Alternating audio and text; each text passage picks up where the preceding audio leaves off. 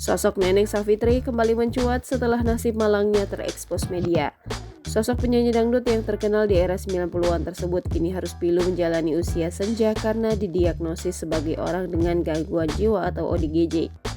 Menurut Putri Neneng, wanita tersebut mulai menunjukkan gejala aneh diduga setelah menolak cinta seorang pria. Sosok Neneng terungkap dalam video di YouTube milik Pratiwi Novianti pada Senin 24 Juli 2023. Saat itu Pratiwi berkesempatan mengunjungi kediaman Neneng Savitri di daerah Jawa Barat. Menurut anak Neneng, sang ibu menjadi ODGJ saat berusia muda. Kala itu, kata anak Neneng, sang ibu masih menjadi artis. Anak Neneng menjelaskan kondisi ibunya berubah drastis lantaran adanya ilmu hitam. Sesampai di rumah Neneng, kedatangan Pratiwi ternyata disambut hangat.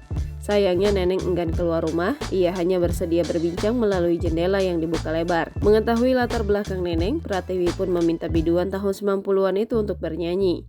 Sayangnya di tengah momen bernyanyi, Neneng tiba-tiba menangis karena mengingat masa lalunya yang pilu. Pratiwi kemudian menanyakan apakah benar Neneng pernah menjadi penyanyi. Neneng berujar dirinya sempat tampil di stasiun TVRI. Neneng mengatakan ia merupakan fans dari Nika Ardila, penyanyi yang meninggal tahun 95 silam. Lebih lanjut, Neneng menceritakan kisahnya saat masih menjadi penyanyi. Ia juga menyanyikan beberapa lirik lagunya yang sempat populer. Selain pintar menyanyi, ternyata Neneng juga pandai melantunkan ayat suci Al-Quran.